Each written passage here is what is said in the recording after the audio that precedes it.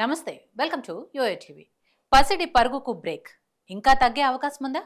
అందుకోండి చూద్దామంటూ మిడిసిపడ్డ పసిడి గుండెజారి గల్లంతవుతోంది. ముట్టుకుంటే మాడిపోతారేమోనన్నంతగా పైకి ఎగబాకిన బంగారం ఇప్పుడు నేలపైకి దిగొస్తోంది.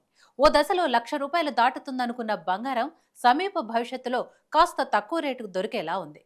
కొత్తగా రాత్రికి రాత్రి బంగారపు కొండలేమీ కనిపెట్టలేదు. పెరుగుట విరుగుట కొరకేనన్న నానుడి నిజమవుతోంది.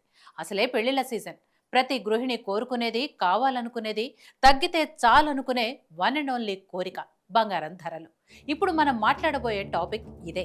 గత 3 రోజులుగా బంగారం ధరలు ఏక్దమ్న కాకపోయినా నెమ్మదిగా అలా అలా పడుతూ వస్తోంది.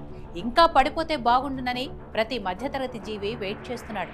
మరి అక్షరాల ₹1,00,000 దాటొచ్చన్న విశ్లేషణల నేపథ్యంలో బంగారం ధరలు ఎందుకు పడిపోతున్నాయి? ఈ పతనం వెనుక కారణమేంటి? ఇంకా తగ్గే అవకాశం ఉందా? లేక ఇది మార్కెట్లో జరుగుతున్న డ్రామా? ఇప్పుడు సగటు సామాన్యుని వేధిస్తున్న ప్రశ్న. అయితే మన భారత్ ఏటా $11.88 మిలియన్ బంగారం, వెండి, వజ్రాలను అమెరికాకు ఎగుమతి చేస్తోంది. అయితే ఈ ఉత్పత్తుల దిగుమతిపై ట్రంప్ 13.32% పన్నులు విధించారు. ఫలితంగా అమెరికాకు ఎక్స్పోర్ట్ చేసే బంగారం తగ్గుతోంది. దీంతో ఇండియాలో సప్లై పెరిగి ధరలు దిగొచ్చే అవకాశం ఉంది. ఇక్కడ సామాన్య మధ్యతరగతి ప్రజలే కాదు, ప్రపంచ బ్యాంకులు కూడా బంగారాన్ని కొంటూ ఉంటాయి.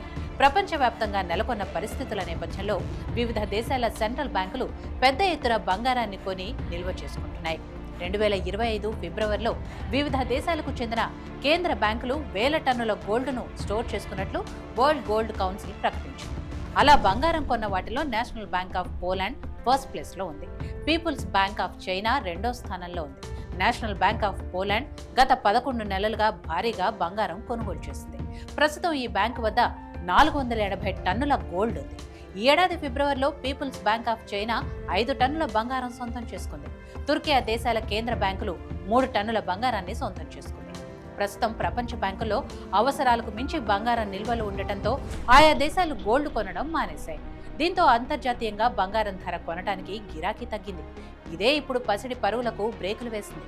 రానున్న రోజుల్లో ఆర్థిక వ్యవస్థలు కుదుట పడితే భారీగా బంగారం నిల్వ చేసుకున్న సెంట్రల్ బ్యాంకులన్నీ దాన్ని అమ్మేందుకు మొగ్గు చూపుతాయి. ఇదే జరిగితే బంగారం రేటు 38% వరకు తగ్గే అవకాశం ఉంది. 10 గ్రాముల గోల్డ్ రేటు 56,000కు దిగొస్తుందని మార్కెట్ నిపుణులు అంచనా వేస్తున్నారు. ఇంటర్నేషనల్ మార్కెట్లో మార్చి 31కి ఔన్స్ గోల్డ్ రేటు రికార్డు స్థాయిలో $3,128 పలికింది. బంగారం ధర లైఫ్ టైం హైకి చేరుకోవడంతో ఇన్వెస్టర్ల ఆలోచనల్లో మార్పు వచ్చింది. ట్రంప్ విధించే సుంకాల విషయంలో స్పష్టత రావడం, రష్యా ఉక్రెయిన్ల యుద్ధానికి పరిష్కారం దొరుకుతుందన్న అంచనాల నేపథ్యంలో పెట్టుబడిదారులు లాభాల స్వీకరణకు మొగ్గు చూపుతున్నారు. తమ దగ్గర ఉన్న బంగారాన్ని అమ్మేసుకుంటున్నారు.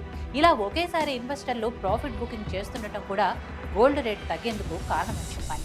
సుంకాల విషయంలో ట్రంప్ వెనక్కు తగ్గి రష్యా ఉక్రెయిన్ల సమస్యలు సమసిపోతే ఇన్వెస్టర్లు తమ పెట్టుబడులను స్టాక్ మార్కెట్లోకి మళ్లించే ఛాన్స్ ఉంది. ఇదే జరిగితే బంగారం ధర భవిష్యత్తులో మరింత తగ్గే ఛాన్స్ ఉందని బులియన్ మార్కెట్ నిపుణులు చెబుతున్నారు.